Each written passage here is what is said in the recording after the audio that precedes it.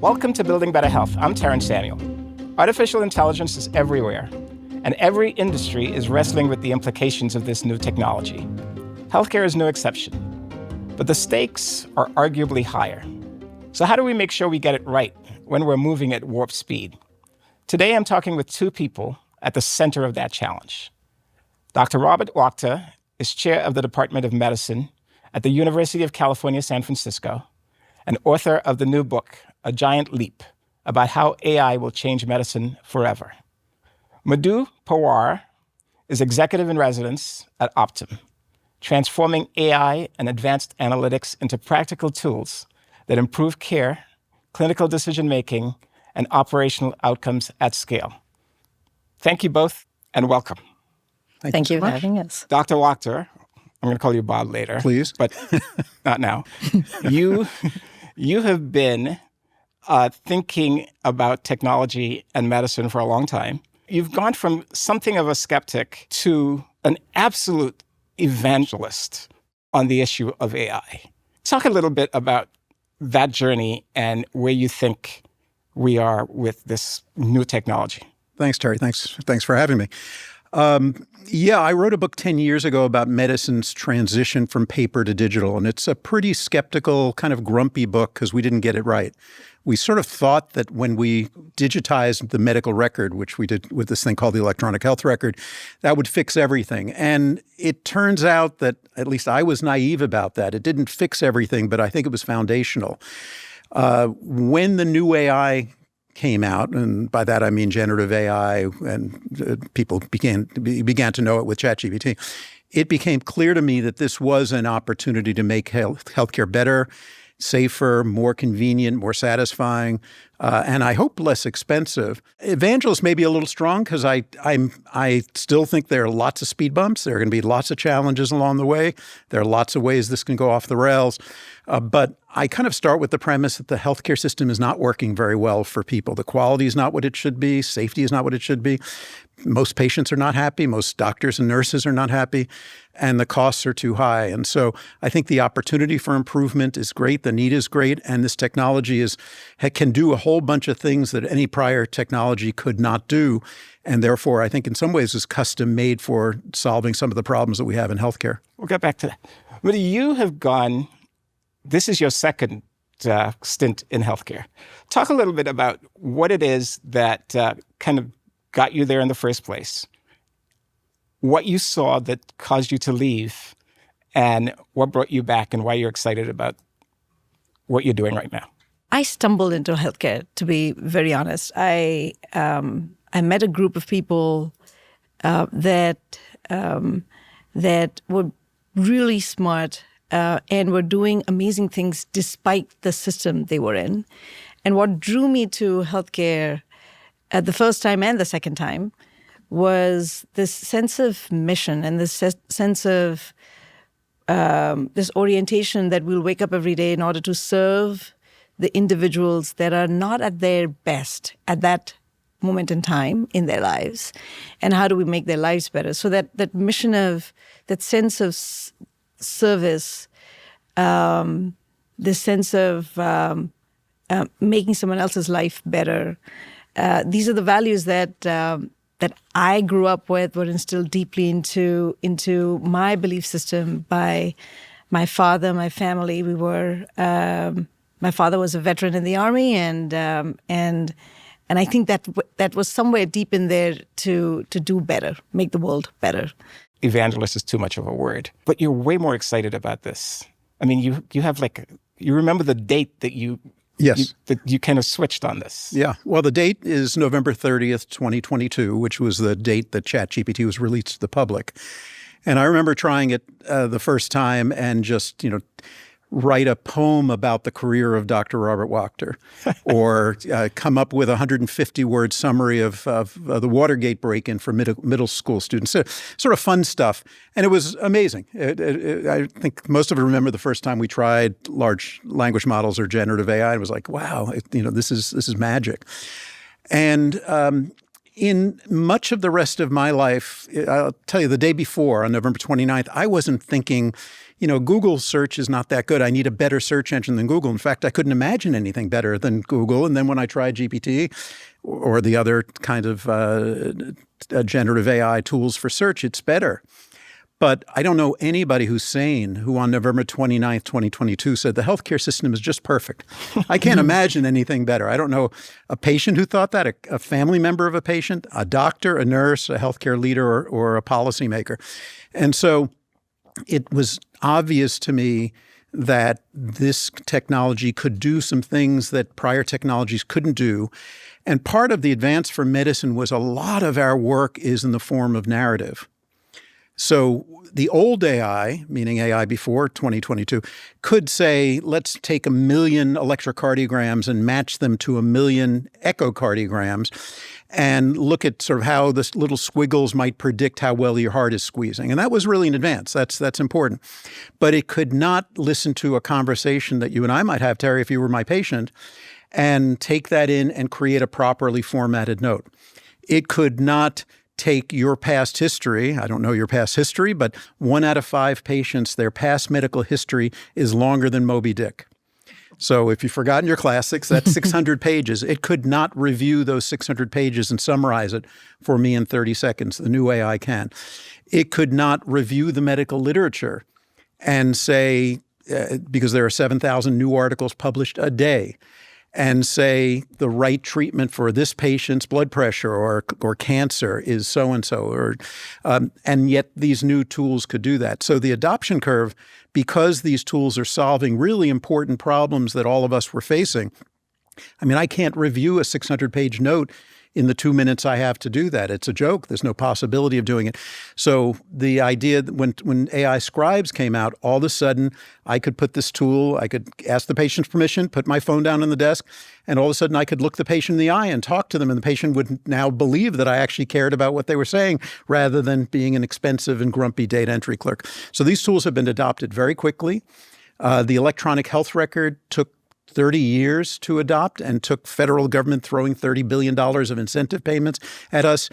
Today at University of California, San Francisco, where I work, we all have access to this AI scribe, and many of us are using it. We all have access to this chart summarization tool. Virtually all of us are using AI knowledge tools that were not available 3 or 4 years ago to suggest diagnosis and guide us in therapy. So the adoption has been incredibly quick. That's really only over 3 or 4 years that the tools have become ubiquitous in medical care. The mention of electronic health records is now something of a kind of a slur. It's such a failure. And we talk about the problem in medicine as being too fragmented, too much friction in the system. You, I think, are working every day on that. Can you talk a little bit about kind of the progress you've seen on how some of these tools are working to solve those problems? Some of the best AI products, the most useful ones that we're seeing, are the ones that are able to integrate with the clinical workflow.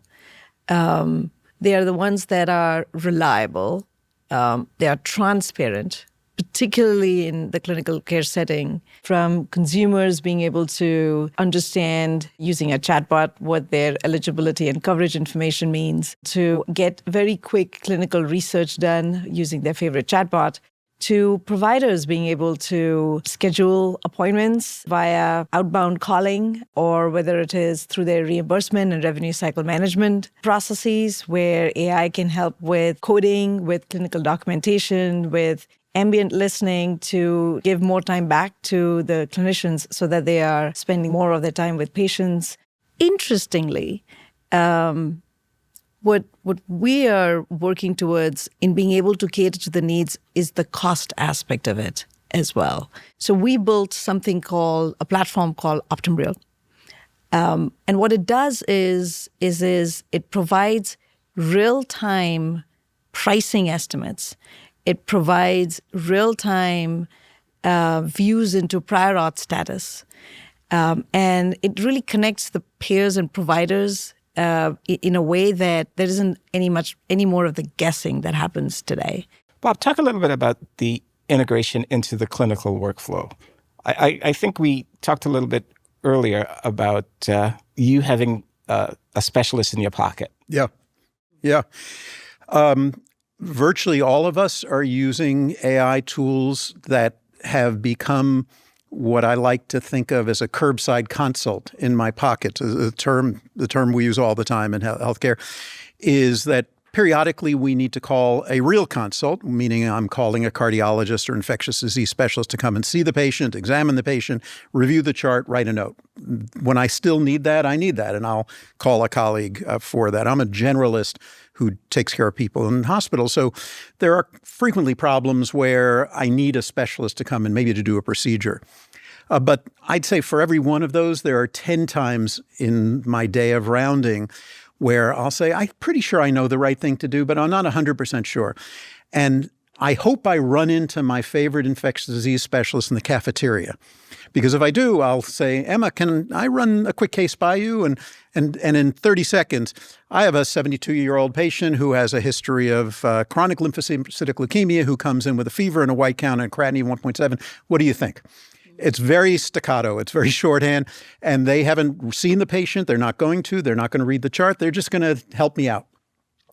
I now use a tool in my pocket, usually a tool called Open Evidence, which is essentially GPT customized for doctors. Essentially, it's a substitute for a curbside consult. Now, is it as good as my favorite specialist? Maybe not quite, but it's pretty darn good. And it's always available, and it's always cheery, and it always gives me an answer that is generally almost always better than what I could answer myself as a generalist. So in terms of the workflow, those are the sort of tools that we're all using all the time. I don't think that's the final state, though, Terry, because I think I'm still using it as a standalone tool. And you'll notice that I had to give it a lot of information. I had to tell how old the patient was and their past history of diabetes or cancer, et cetera.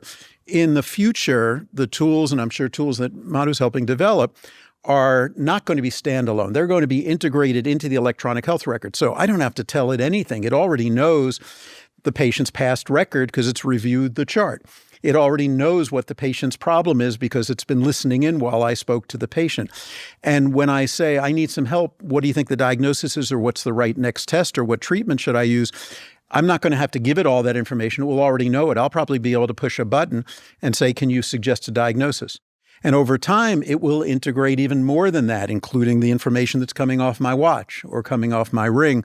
That is a future state that I think is not 10 years away. It's probably a couple of years away. It's all moving very, very fast. What are you seeing as you develop these tools, Madhu, that is helping people actually use the data more creatively, more beneficially, as opposed to being just burdened by it? The big opportunity here with all of the latest advancements in AI is in the unstructured data realm. So we talked earlier about all these clinical charts, right? The charts that have 600 pages of unstructured information, so much rich contextual information. You combine that with all sorts of modalities, not just text. It could be images. It could be DICOMs. It could be all of the other information that the doc was just talking about. Right? That is where the true unsolved problems had been. That the previous versions of AI were struggling with. And what we're able to do so much better now is deploy more advanced technologies. So specifically, for example, semantic reasoning. This concept is that of being able to say and being able to understand that myocardial infarction is the same as heart attack, please correct me if I'm wrong, Yep. and AMI. And if you find all of these different terminologies being used across various data sets, they still semantically mean the same thing.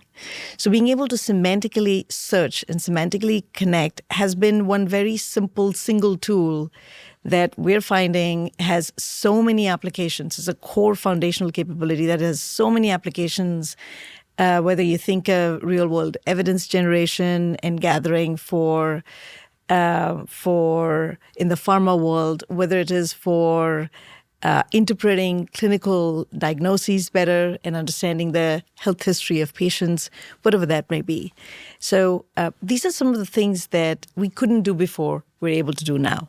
Talk a little bit about consumers and patients and what they can expect in terms of improvements because of AI. Well, it's still early, and we'll have to see kind of where it goes. But I think the things that people are already seeing are, I guess I divide them into two camps. One is what happens when you come in to see your doctor or whoever your clinician is or your healthcare system. And I think you will see, there's a good chance you'll see your doctor use an AI scribe. Hopefully, they should ask you for permission to record the conversation and explain to you that I'm using this because it allows me to really focus on what you're saying and not have to enter everything into the chart. I'm using it for a variety of other purposes. In the back office, we're using it in all sorts of ways to identify patients that need mammograms or need colonoscopies or need other procedures and contact them. And maybe even we're beginning to use them for coaching, to give patients information to keep them motivated to take their medicines or do whatever it is that they should be doing for their health. I think that's and then, of course, there's all the back office work in terms of how do we get a prior authorization from the insurance company. So if we can take friction out of that system, it's a system that annoys doctors and annoys patients and often slows things down. So there's a lot of that that's happening. It may turn out that the biggest innovation here of all, the biggest change of all, is the democratization of healthcare, where patients are using these tools on their own to get information that they find valuable, and whether that's mental health counseling or putting in their symptoms into an AI tool or a picture of their rash and getting information out of it. That part is very exciting. It's also a little bit worrisome because when I use the tool as a physician, been doing this a long time. I know exactly what to put in. I may have 200 facts about you at my disposal, what you've told me now, your past history, et cetera. And I know which 6 or 7 to put in that are really salient. A patient may have no idea which ones of them are the salient points to put in. And so there have been a few studies, including one recently from Oxford, where when they took an illness script and put it into AI, the answer was right about 90% of the time. It got the diagnosis right. It told the patient, go to the ER, or you can stay at home. When the patients did it, it was right 20 or 30% of the time. And you might say, how does that happen? The AI tool is either good or not good. The typical example was when you put into the tool, the script was, I woke up this morning and I had the worst headache of my life. Every medical student in the second day of medical school, you learned that is, until proven otherwise, that's bleeding around your brain, what we call a subarachnoid hemorrhage. It's very scary, very dangerous. Go to the ER, do not pass go. When the researchers put that script into AI said, that's a subarachnoid hemorrhage, go to the ER. They gave that script to a patient and said to the patient, now interact with AI. And the patient would go to AI and say, oh, I woke up this morning with a really bad headache. And the AI would say, oh, I'm sorry to hear that. You take some Tylenol, stay at home, put a warm compress on your head. Precisely the wrong answer. Because the patient, of course, had no idea that the worst headache of your life is a thing, is a term of art in medicine. And so as these tools migrate to patients, the key issue is how trustworthy they are. And it's one thing for them to be trustworthy in a healthcare system when a credentialed professional is using them. I think when patients are using them, it's, I think, probably good because sometimes it's hard to get in to see a doctor or get into the healthcare system. But I think we're going to need better tools that guide patients through making sure they're asking the right questions, making sure the AI is asking them the questions that they should answer. And right now, I'd say it's a little dicey as patients use these tools, but that may turn out to be the most transformative thing of all about this as patients begin to do more of their own care on their own outside of the healthcare system using these tools. How do we basically improve the trust quotient with these tools that are so new and evolving so quickly? Yeah, I think there's one of the central themes of my book was really this issue of trust and how do we judge the trust. And you don't want to over-trust the tools. The trust should really be driven by how trustworthy are the tools. And one of the hard things I'd say about one of the things that I observed was that we tend to trust people more than we trust companies or pieces of software or machines. And in other words, we trust who's more than we trust what's. And this is the first time in history that we've had a what that acts like a who. which makes it pretty hard to figure out how to calibrate the trust because it seems so human. I think the key thing is going to be studying these tools and seeing how accurate they are, how trustworthy they are.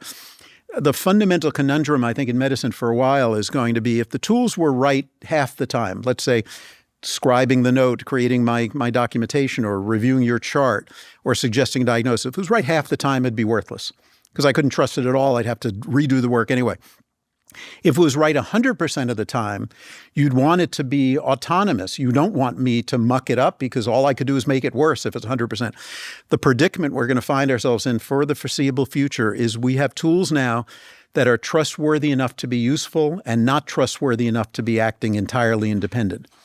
And so the systems we're going to create are what's called the human in the loop, meaning the tool's going to suggest something, and then your doctor is going to be the final arbiter.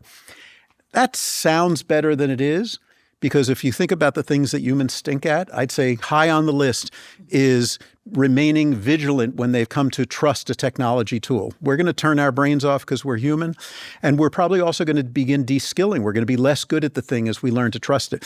So this is all very tricky for us to figure out what is the right type of human intervention. How do we train young doctors to be good and stay good when they're coming to trust a technology tool? But I think the key thing in trustworthiness is to demonstrate that the tools really are trustworthy, that they get it right, that they're not biased, and then to create human AI dyads, unless the tools are perfect, where the humans do weigh in but do it in a way where they remain vigilant, their brains are still working, they haven't de-skilled. This is a challenge that's deeper than just working on the technology. It's kind of understanding this interaction between the humans and these technology tools. How trustworthy are the tools, and how much is this trust component a part of your work? The trustworthy quotient of the tool and maximizing it is non-negotiable. That is the fundamental goal of building these AI-powered tools. How do we provide the best health benches, right? Best ways by which we can use algorithms and data sets and real-world ways by which we can compare. We can compare and we can create that trust quotient and comparables across competitive products. Early days, so we as in Optum are very serious about figuring out how to arm our customers with these tools, ourselves be armed with these tools, but then also how do we put the right governance in place? How do we put the right practices, guardrails, right from the get-go, right when we have designed the tool, not just ideated, but we've begun to think through what is it that the tool is going to do? What is its purpose going to be? What is it going to be? What problem is it going to be solving? I love the point you made. I noted down the human AI dyad, because that is not just at the user tool level. It actually starts way earlier for us in the development of that product itself. So the evaluation of the AI needs to have the expert. Maybe it's the clinician, maybe it is the coder in case of the revenue cycle management use case, whatever the use case may be, it starts there in order to maximize the trust quotient of the tool. And I would emphasize, as Madhu said, a compare against what? Is it comparing it against the existing system? If it's helping me do something, comparing it against me, comparing it against generic doctors, or comparing it against perfection? We're seeing this tension come up a lot. For example, in mental health tools, you can read some of these transcripts of kids interacting with AI for mental health, and some of them are really awful and really kind of beg for regulation or something that says to a patient, this thing is good enough to use or it's not. And yet, on the other hand, there are tens of millions of people getting mental health help that they find useful from AI at a cost of nothing or $20 a month, when trying to find a mental health professional in San Francisco, where I live, is nearly impossible. And if you can, it's $300 or $400 an hour. And so this is another really fundamental tension here that we're going to have to figure out how good is good enough. I see things like creating my note, summarizing a chart, helping with prior authorization and interactions with payers, et cetera, as singles, not home runs. I think they're important. I'm glad we're doing them first because you want to start with tractable problems that solve pain points for doctors or for patients or family members, because you better win over hearts and minds before you get to more ambitious use cases. In the same way, I take a car that has no driver about once a week in San Francisco. I take a Waymo. I will sit in the back seat and sometimes take a nap, and I find it entirely trustworthy, and the data bears that out. We didn't start with a driverless car. We started with cruise control, and then with lane deviation warnings. And then, okay, maybe this car could be driverless, but we're going to drive millions of miles with someone at the wheel ready to grab it if something's going wrong, before these cars were given permission to take me around San Francisco and make a left turn onto Visadero Street, which is scary but incredible. What is the Waymo version of? Well, that's where I'd say the home run here is clinical decision support. Mm-hmm. And that's a jargony term, but what it means is moving from these sort of solving single small problems to a tool that guides me to the right diagnosis, that guides me to say, all right, doctor, you said the diagnosis was so-and-so, but the patient is acting in a way, still has a fever after 3 days, even though you said this was pneumonia. And I've looked at the last 1 million patients that had pneumonia, and virtually all of them, their fever was gone by now. Maybe it's time to rethink the diagnosis. Guides me to, for this patient, the right test is a transesophageal echocardiogram. For this patient, the right antibiotic, given the patient's infection and the prevalence of different drugs and resistance patterns in your neighborhood, the right antibiotic is this. Not necessarily making the decision for me, but guiding me to the best, most evidence-based, most cost-effective approach and diagnosis. That's the home run. We're beginning with that when we start with tools like open evidence that we're using to help suggest a diagnosis. But where this really goes over time is all of that's integrated into my electronic record, my workflow, and probably also the patient's in terms of the patient using a patient portal. There's just no way that an individual doctor can keep up with the literature, know the right thing to do. There's research that says the time between a new innovation being proven to be the right thing to do and its widespread adoption in healthcare is 17 years. It should be 17 minutes. And where this really goes and what gets me really excited is a system that basically makes that happen. In many ways, having a specialization was dependent on the finite capacity of that human and how much they could spend time training deeply in that particular medical field. But what if we could break those barriers with this thing that has insatiable hunger for data and then the ability to learn from it? So that is where I believe we are headed.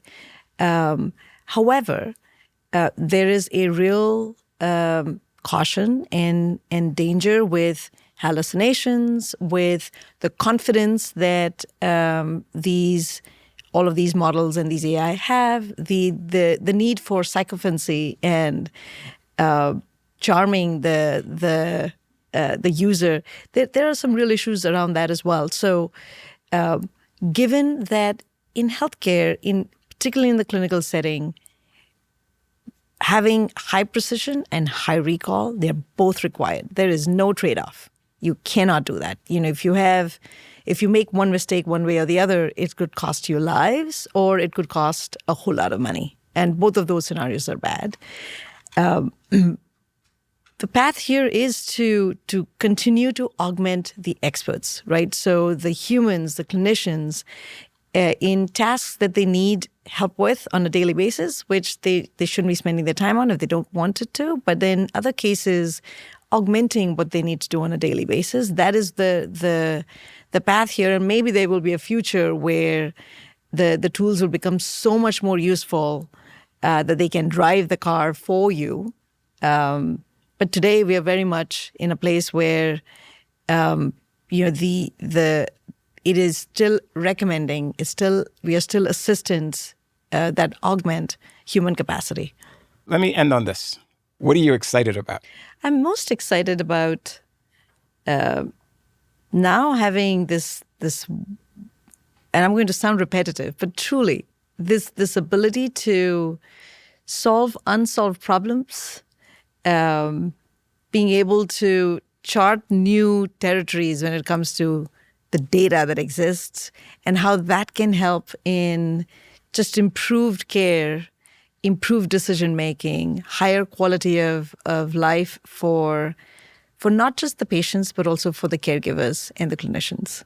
I guess I'm most excited about clearing away the brush and allowing us to be the best versions of ourselves, both as individual clinicians and as healthcare systems. I work at University of California, San Francisco. It's a terrific healthcare system with wonderful doctors, nurses, administrators, and there is so much nonsense, so much friction, so many things that get in the way of our ability to perform the miracles that really exist in healthcare. If you sort of take a step back from, if you talk to most physicians or nurses today, they'll talk about all the paperwork and all the burdens and all the things that kind of annoy them. And yet we're in a world where we can treat obesity. We can treat many cancers that used to be fatal. The prevalence of heart attacks and heart disease. People used to drop dead all the time at age 50, on the tennis court. Rarely happens today. The things that we can do, and that's only growing, and I think AI is going to help there, are magnificent. And yet both patients and clinicians are, in some ways, tend not to talk about those things because the thing that's most obvious to them about the healthcare system is how broken it is. And so I think AI has the capacity to sort of liberate all of us to take advantage of the remarkable advances in science. And that's both to kind of get rid of a lot of the bureaucratic stuff that gets in the way, but also to allow really doctors, nurses, and others to really be doing what they want to be doing, which is taking care of human beings in a way that's empathic, in a way that takes advantage of the latest advances, the latest knowledge. I think that's incredibly exciting. And I think with this new AI, it's all feasible. I would not thought it was feasible 4 or 5 years ago, but now we see the capacity of what these tools can do, and they are really breathtaking. And I think if we get it right, we're going to have a healthcare system that's so much better than what we have today. Miracles. That's a place to end. Thank you both so much. This was really terrific. Great. Thank you for having us. Thank you.